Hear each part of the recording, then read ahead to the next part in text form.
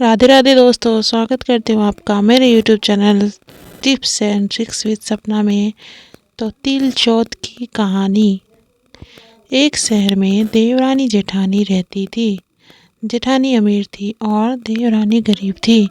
देवरानी गणेश जी की भक्त थी। देवरानी का पति जंगल में लकड़ी काटकर बेचता था और अक्सर बीमार रहता था। देवरानी जेठानी के घर का सारा काम करती और बदले में जेठानी बचा हुआ खाना, पुराने कपड़े और आदि उसके दे देती थी। इसी से देवरानी का परिवार चल रहा था। माघ महीने में देवरानी ने तिल चौथ का व्रत किया। 5 आने का तिल व गुड़ लाकर तिलकुटा बनाया। पूजा करके तिल चौथ की कथा सुनी। तिलकुटा छिके में रख दिया और सोचा कि चांद उगने पर पहले तिलकुटा और उसके बाद ही कुछ खाएगी। कथा सुनकर वह जेठानी के यहाँ चली गई। खाना बनाकर जेठानी के बच्चों से खाना खाने को कहा तो बच्चे बोले, माँ ने व्रत किया है और माँ भूखी है। जब माँ खाना खाएगी हम भी तभी खाएंगे। जेठ जी को खाना खाने को कहा तो जेठ जी बोले, मैं अकेला नहीं खाऊंगा। जब चांद निकलेगा तब सब खाएंगे, तभी मैं भी खाऊंगा। जेठानी ने उसे कहा कि आज तो किसी ने भी अभी तक खाना नहीं खाया, तुम्हें कैसे दे दूं? तुम सुबह सवेरे ही बचा हुआ खाना ले जाना। देवरानी के घर पर पति बच्चे सब आस लगाए बैठे थे कि आज तो त्योहार है, इसलिए कुछ पकवान आदि खाने को मिलेगा। परंतु जब बच्चों को पता चला कि आज तो रोटी भी नहीं मिलेगी तो बच्चे रोने लगे। उसके पति को भी बहुत गुस्सा आया।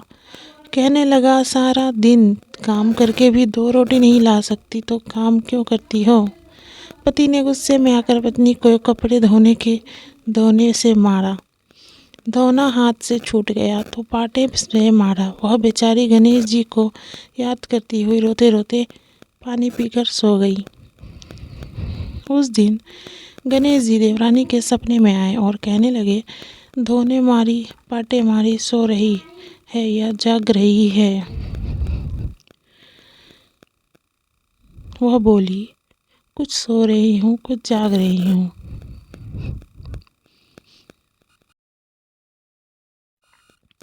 गणेश जी बोले, भूख लगी है, कुछ खाने को दे।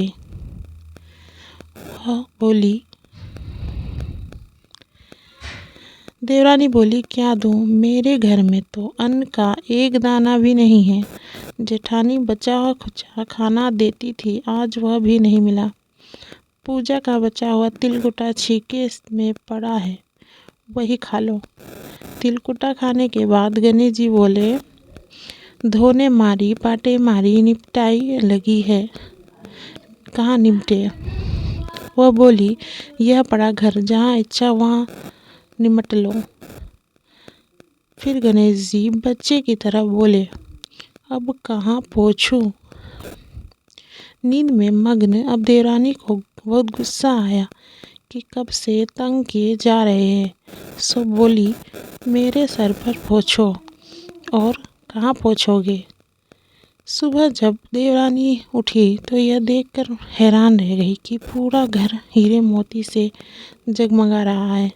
सिर पर जहाँ विनायक जी पोंछनी के कर गए थे, वहाँ हीरे के टाके और वह बिंदी जगमगा रहे थे। उस दिन देवरानी जेठानी के यहाँ काम करने नहीं गई। बड़ी देर तक राह देखने के बाद जेठानी ने बच्चों को देवरानी को बुलाने भेजा। जेठानी ने सोचा, कल खाना नहीं दिया इसीलिए शायद देवरानी बुरा मान गई है। बच्चे बुलाने गए और बोले, चाची चलो, माँ ने बुलाया है, सारा काम पड़ा है। देवरानी ने जवाब दिया, अब उसकी ज़रूरत नहीं है, घर में सब भरपूर है गणेश जी के आशीष से। बच्चों ने घर जाकर माँ को बताया कि चाची का तो पूरा घर हीरे मोतियों से जगमगा रहा है। जेठानी दौड़ती हुई देवरानी के पास आई और पूछा कि यह सब हुआ कैसे। देवरानी ने उसके साथ जो हुआ वो सब कह डाला। घर लौटकर जेठानी अपने पति से कहा कि आप मुझे धोने और पाटे से मार रहे। और उसका पति बोला कि भाली मानस, मैंने कभी तुम पर हाथ भी नहीं उठाया, मैं तुम्हें धोने और पाटे से कैसे मार सकता हूँ। वह नहीं मानी और जिद करने लगी। मजबूरन पति को उसे मारना पड़ा। उसने ढेर सारा घी डालकर चूरमा बनाया और छीके में रखकर और सो गई। रात को चौथ विनायक जी अपने सपने में आए, कहने लगे भूख लगी है, क्या खाऊं। जेठानी ने कहा, हे गणेश जी महाराज, मेरी देवरानी के यहाँ तो आपने सूखा तिलकुटा खाया था, मैंने तो झरते घी का चूरमा बनाकर आपके लिए छीके में रखा है। फल और मेवे भी रखे हैं, जो चाहे खा लीजिए। बाल स्वरूप गणेश जी बोले, अब निपटे कहाँ। जेठानी बोली, मेरी ललाट पर बड़ी सी बिंदी लगाकर पोंछ लो। धन की भूखी जेठानी सुबह सुबह जल्दी उठ गई। सोचा घर हीरे जवाहरात से भर चुका होगा, पर देखा तो पूरे घर में गंदगी फैली हुई थी। तेज बदबू आ रही थी। उसके सिर पर भी बहुत सी गंदगी लगी हुई थी। उसने कहा कि हे गणेश जी महाराज, यह आपने क्या किया। गणेश जी मुझसे रूठे और देवरानी पर टूटे। जेठानी घर और सफाई की करने की बहुत ही कोशिश कर रही, परंतु गंदगी और ज़्यादा फैलती गई। जेठानी के पति को मालूम चला तो वह भी बहुत गुस्सा हुआ और बोला, तेरे पास इतना सब कुछ था, फिर भी तेरा मन नहीं भरा।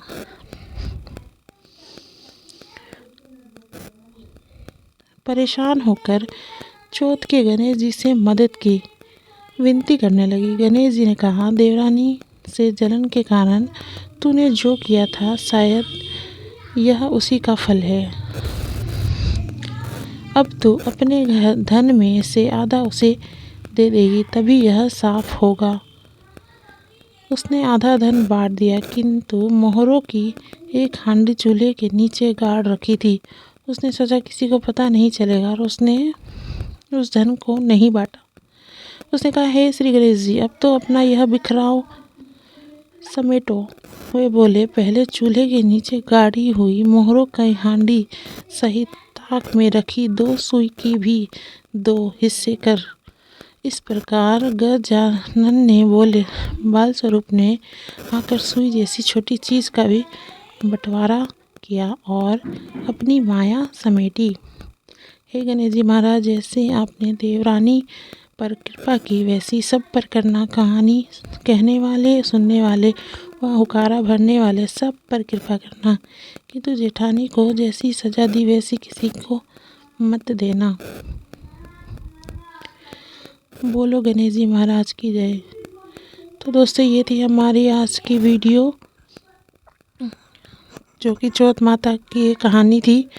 तो आशा करती वीडियो पसंद आई होगी। वीडियो अच्छी लगे तो वीडियो को लाइक करिएगा।